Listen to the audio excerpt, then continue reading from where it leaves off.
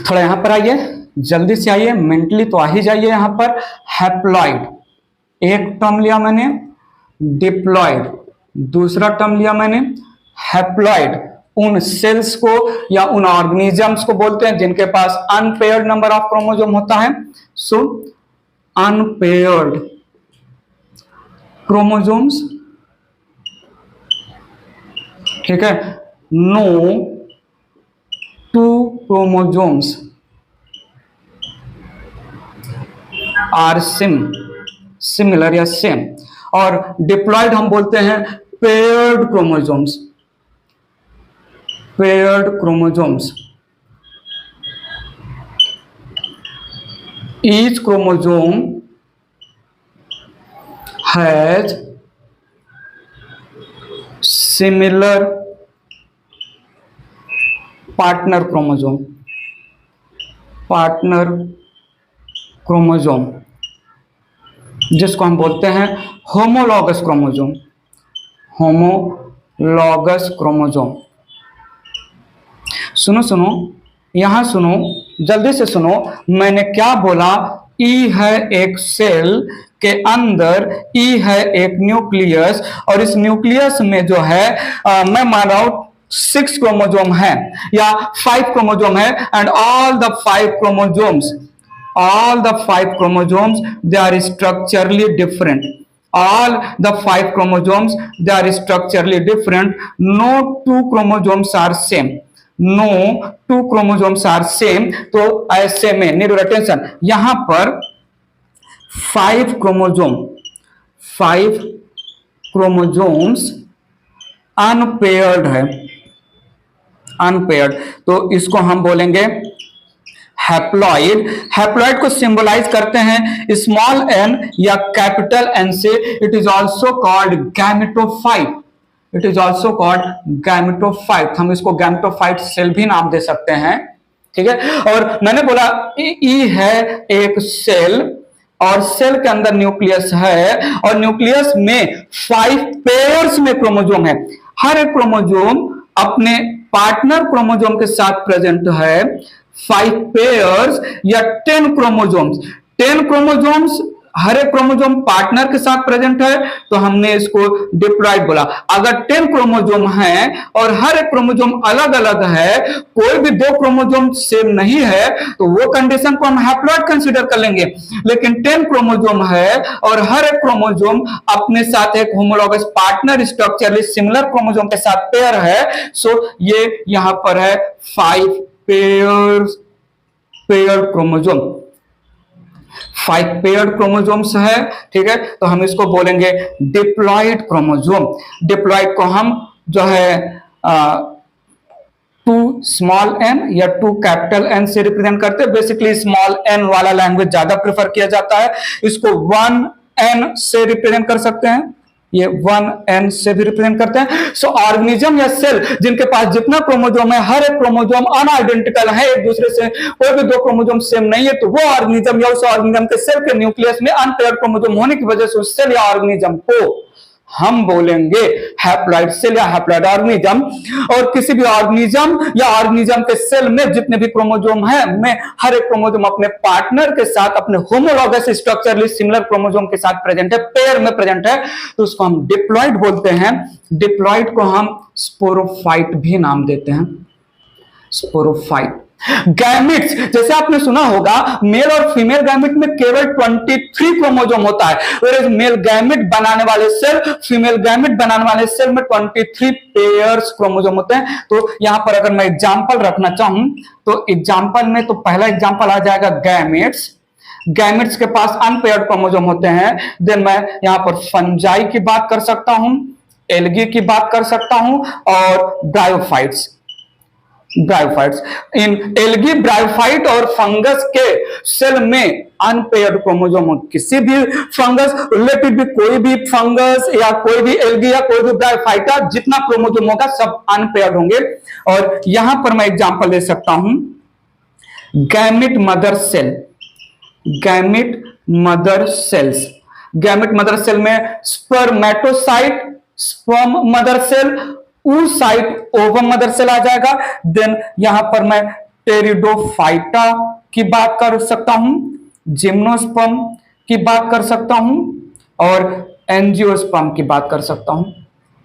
Angiosperm, so member of angiosperm, gymnosperm और pteridophyte के पास chromosome होंगे तो पेयर में होंगे। बात पकड़ में आ रहा है कि नहीं? ठीक है। स्पर्म मदर सेल, जिसको स्पर्मेटोसाइट बोलते हैं, स्पर्म मदर सेल के पास 22 pair plus x y 22 pair है। एक्स और वाई भी पेयर में है।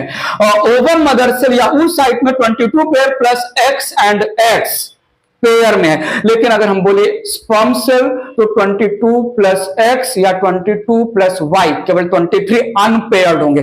गैमेट्स में अनपेयर्ड क्रोमोसोम होते हैं। कुछ जो है ऑर्गेनिज्म प्लांट के लैंग्वेज में अनपेयर्ड, बात समझा? Haploid and diploid. बोलो बोलो बताओ।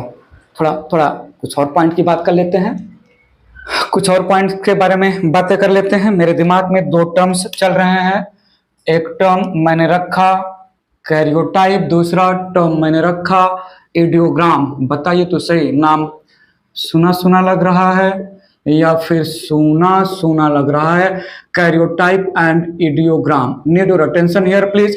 Karyotype, morphology of the chromosome. Karyotype, chromosome observed under electron microscope या under microscope during metaphase. Karyotype of organism is nothing but observation of the chromosomes under microscope in metaphase stage। थोड़ा समझिएगा। Each plant and animal species, each plant and animal species have specific set of chromosome। ये तो बात पक्की है। हर एक plant species, हर एक एनिमल स्पीसीज के पास फिक्स या स्पेसिफिक सेट ऑफ क्रोमोसोम होता है। And the set of chromosome have specific या कैरेक्टरिस्टिक कांस्टेंट कैरेक्टर। ठीक है, हर एक क्रोमोसोम का कांस्टेंट फीचर होता है। In terms of structure of chromosome, relative sizes की बात कर लें या लोकेशन ऑफ सेंट्रोमियर की बात कर लें या लेंथ ऑफ आर्म्स की बात कर लें, प्रेजेंस ऑफ सेकेंडरी कॉन्स्ट्रिक्शन की बात कर लें, प्रेजेंस ऑफ सैटेलाइट की बात कर लें, हर एक प्लांट, हर एक एनिमल स्पीसीज के मेंबर में specific set of chromosome present होते हैं और chromosome they possess specific character, constant character in many terms को हम बोलते हैं कैरियोटाइप ऑफ दैट ऑर्गेनिज्म। थोड़ा सुनिएगा, मेंशन क्या किया मैंने यहां पर? Each plant and animal species, each plant and animal species have specific set of chromosomes, specific set of chromosomes. बात पकड़िएगा, मैंने क्या बोला यहां पर? Chromosomes, chromosomes have special constant feature,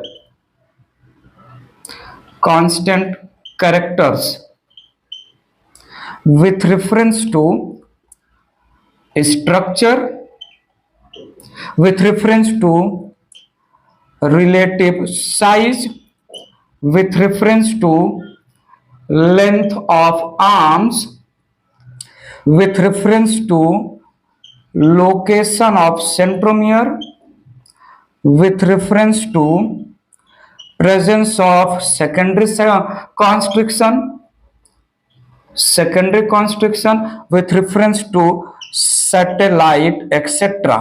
और सुनिएगा, जैसे ह्यूमन के पास specific set of chromosome 23 pairs है, ह्यूमन के पास जो है डिप्लॉयड सेट में 46 क्रोमोसोम 23 पेयर्स के फॉर्म में प्रेजेंट है। हर एक क्रोमोसोम, क्रोमोसोम नंबर 1 से लेकर क्रोमोसोम नंबर 46 तक में कांस्टेंट कैरेक्टर रहेंगे। हर एक क्रोमोसोम का अपना स्ट्रक्चर होगा, हर एक क्रोमोसोम में लोकेशन ऑफ सेंट्रोमियर, हर एक क्रोमोसोम में सेकेंडरी कॉन्स्ट्रिक्शन का प्रेजेंस होगा या नहीं होगा, सैटेलाइट होगा या नहीं होगा, हर एक क्रोमोसोम का रिलेटिव साइज डिफर करेगा। Can I say this is called the karyotype of the human? बात समझिएगा। सो मैंने बोला इस plant and animal species have specific set of chromosome, chromosome possess constant characteristics, constant character with reference to structure, shape, size, presence of centromere, जो है secondary constriction and satellite. थोड़ा समझिएगा। This constant feature of the chromosome present in given plant and animal species will give the identity to the chromosomes as well as the plant and animal species. हर एक chromosome का अपना identity होता है कि वो क्रोमोजोम का size क्या होगा, उस क्रोमोजोम का स्ट्रक्चर क्या होगा, उस क्रोमोजोम में आर्म लेंथ कितना होगा, उस क्रोमोजोम में जो है सेंट्रोमियर कहां होगा, उस क्रोमोजोम के पास सेकेंडरी कॉन्स्ट्रिक्शन होगा या नहीं होगा, सैटेलाइट होगा या नहीं होगा। सो मेटाफेज स्टेज में मैंने सेल को मेटाफेज स्टेज में अंडर द माइक्रोस्कोप ऑब्जर्व कर रहा हूं।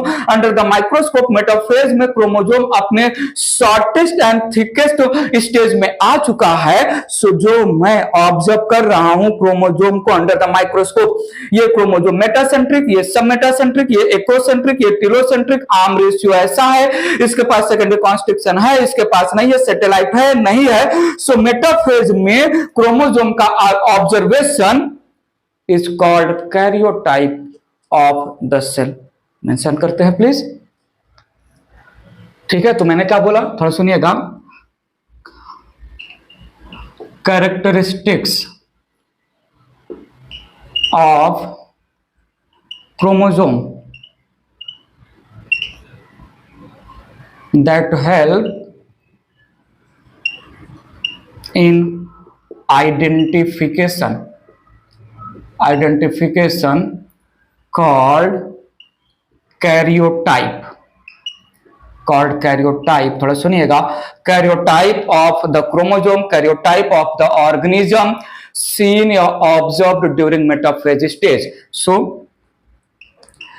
karyotype observed in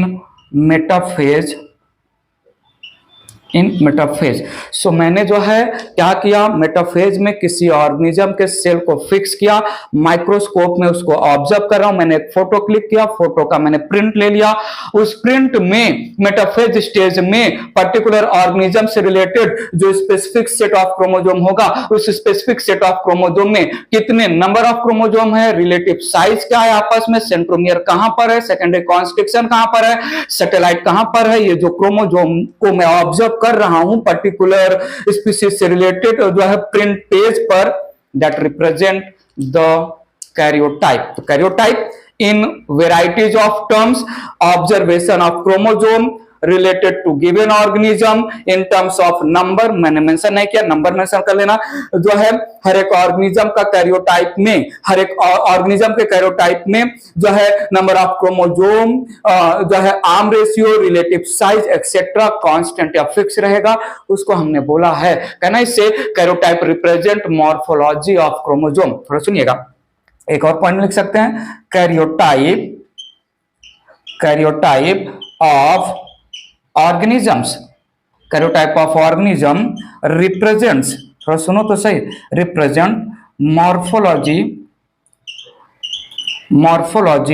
of different chromosomes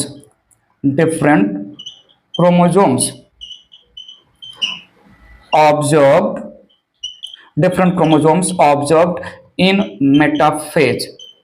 और ऑब्जर्वेशन में हम क्या क्या ऑब्जर्व कर सकते हैं, बार बार बोल चुका हूं, number, relative size, structure etcetera. बात पकड़ में आया। किसी भी दो डिफरेंट ऑर्गेनिज्म का, किसी भी दो डिफरेंट स्पीसीज के मेंबर का कैरियोटाइप सिमिलर नहीं हो सकता। नंबर ऑफ क्रोमोजोम सेम हो सकते हैं, कुछ क्रोमोजोम का स्ट्रक्चर भी सेम हो सकता है, बट ऑल क्रोमोजोम सिमिलर नहीं हो सकते किसी भी दो ऑर्गेनिज्म में। मैं कंसीडर कर रहा हूं जो है ऑर्गेनिज्म भी दोनों के पास 20 क्रोमोजोम से 10 पेयर्स ऑफ क्रोमोजोम है। अब ये क्रोमोजोम साइज में, स्ट्रक्चर में, प्रेजेंस ऑफ सेंट्रोमियर कहां है और सेकेंडरी कॉन्स्ट्रिक्शन कहां है, ऑल टर्म्स में इक्वल तो नहीं हो सकते। तो एक पॉइंट मेंशन कर लेते हैं यहां पर, सुनिएगा, समझिएगा मैंने क्या बोला। No two different organisms, no two different organisms या स्पीसीज will have similar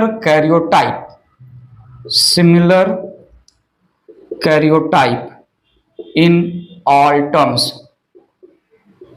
बात समझा? कैरियोटाइप में हमने क्या किया, मेटाफेज वाले स्टेज में, मेटाफेज वाले क्रोमोजोम का जो मैंने प्रिंट लिया था, अब मैंने हर एक क्रोमोजोम को जो है कॉर्नर से एकदम साइड से कट किया, इंडिविजुअल क्रोमोजोम को मैंने बाहर निकाल लिया प्रिंट से, जो है सीजर से कट करके, एंड एक इमेजिनरी एक्सिस पर मैं क्रोमोजोम को अरेंज कर रहा हूं सीरीज ऑफ डिक्रीजिंग ऑर्डर में। Morphology of chromosome related to given species में जितना नंबर ऑफ क्रोमोजोम है और उस क्रोमोजोम का रिलेटिव साइज जो है, आर्म का लेंथ जो भी है, सेंट्रोमियर कहां लोकेटेड है, सेकेंडरी कॉन्स्ट्रक्शन है या नहीं है, सैटेलाइट है या नहीं है, कैरियोटाइप को मैं एक डिक्रीजिंग ऑर्डर में अलाइन कर रहा हूं, that represent idiogram of the organism. तो थोड़ा सुनिएगा, यहां पर कैरियोटाइप या कैरियोटाइप ऐसा नहीं लिखते हैं, ऐसा लिखते हैं अलाइनमेंट, अलाइनमेंट या अरेंजमेंट ऑफ कैरियोटाइप, अलाइनमेंट या arrangement of karyotype, that is morphology, that is morphology of chromosomes, chromosomes. जैसे मैंने मॉर्फोलॉजी बोला तो यहां मॉर्फोलॉजी टर्म में number, relative size, location of centromere, length of arms, morphology में secondary construction का presence, satellite का प्रेजेंस, सब कुछ आ जाता है with related to chromosome. So karyotype या मॉर्फोलॉजी ऑफ जो है chromosomes in series of decreasing order, in series of decreasing order over an imaginary axis, over an imaginary axis called ideogram, called ideogram। थोड़ा सुनिएगा, sex chromosome placed at last इन इडियोग्राम, इन इडियोग्राम। बात समझ में आया? सो imaginary axis, एक axis है, एक common axis, common imaginary axis है।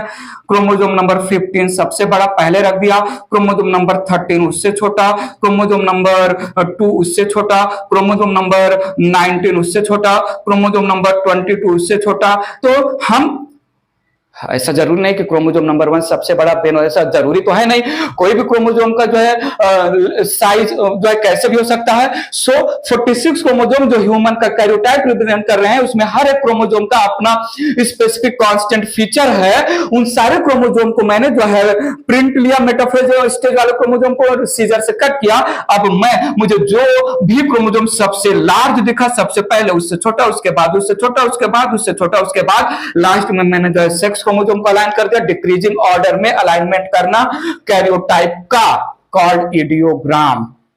बताओ, idiogram morphology, sorry karyotype represent morphology of chromosome of given species, idiogram उस मॉर्फोलॉजी ऑफ क्रोमोजोम को डिक्रीजिंग ऑर्डर में अलाइन करना। किसी भी दो ऑर्गेनिज्म का, किसी भी दो डिफरेंट स्पीसीज का, किसी भी दो डिफरेंट ऑर्गेनिज्म का कैरियोटाइप और इडियोग्राम कभी भी 100% सेम नहीं हो सकता है। बात समझा? कैरियोटाइप, इडियोग्राम। एक और टर्म ले लेता हूं, मेरे माइंड में चल रहा है जीनोम। थोड़ा सुनो तो सही, यहां सुनो मैं क्या बोल रहा हूं। Genome represent haploid set of chromosome. Genome represent number of chromosomes present in gametes. Genome represent number of chromosome passing as an unit from single parent. Genome represent total number of genes present on single set of chromosome. समझिएगा please. Genome it represents It represents haploid. It represents haploid set of chromosomes. Haploid set of chromosomes. It represents chromosome. Genome represent total number of chromosomes present in gamete. Present in gamete. Total number of chromosome present in gamete. Genome represent number of chromosome. Number of chromosome, थोड़ा सुनो तो सही. Number of chromosomes passing as an unit. Passing as an unit from single parent. From single parent. Genome represent total number of genes. Total number of genes present on haploid set of chromosome. Haploid set of chromosome. Haploid set of chromosome. बात पकड़िएगा, ठीक है. सो जो है 23 pairs में जो एक 23 है that represent the genome. एक 23 पर जितने जीन्स होंगे वही सेम जीन जो है दूसरे 23 पर होंगे, क्योंकि 23 पेयर में जो पहला पेयर ऑफ क्रोमोसोम है वो होमोलॉगस है, स्ट्रक्चरली और जेनेटिकली सेम होते हैं. दूसरा पेयर ऑफ क्रोमोसोम भी होमोलॉगस है, स्ट्रक्चरली और जेनेटिकली सेम होते हैं. एक पहले पेयर ऑफ क्रोमोसोम में एक क्रोमोसोम पर जो जीन जिस कैरेक्टर के लिए जिस सीक्वेंस में अरेंज होंगे वो जीन उस कैरेक्टर के लिए उसी सेम सीक्वेंस में पार्टनर क्रोमोसोम पर रहेंगे. तो अब पेयर ऑफ क्रोमोसोम में जीन्स तो अलग है नहीं, इसलिए हम एक सेट ऑफ क्रोमोसोम में हैप्लॉइड सेट ऑफ क्रोमोसोम में जो है द सेट ऑफ क्रोमोसोम जो गैमेट के थ्रू पास हो रहा है, द नंबर ऑफ क्रोमोसोम जो एक पेरेंट के थ्रू पास हो रहा है, एक पेरेंट के through haploid set of chromosome ही पास होता है. हैप्लॉइड सेट ऑफ क्रोमोसोम या chromosome present in the gamete, या एक क्रोमोसोम जो है जो सेट ऑफ क्रोमोसोम एक यूनिट के जैसा जो एक पेरेंट से पास हो रहा है. Total number of different gene present on one single set of chromosome. Haploid set of chromosome को मैंने बोला जीनोम. जीनोम के बारे में हम 12th में मॉलिक्यूलर बेसिस ऑफ इनहेरिटेंस में डिटेल में सुनेंगे. पूरा का पूरा स्टोरी ही चलेगा ह्यूमन जीनोम प्रोजेक्ट, जहां पर ह्यूमन के 23 क्रोमोसोम पे जितने जीन हैं उन जीन्स के बारे में बहुत सारे डिटेल स्टडी किया जाएगा. ठीक है, तो कैरियोटाइप, इडियोग्राम और जीनोम मैंने यहां पर कंप्लीट किया.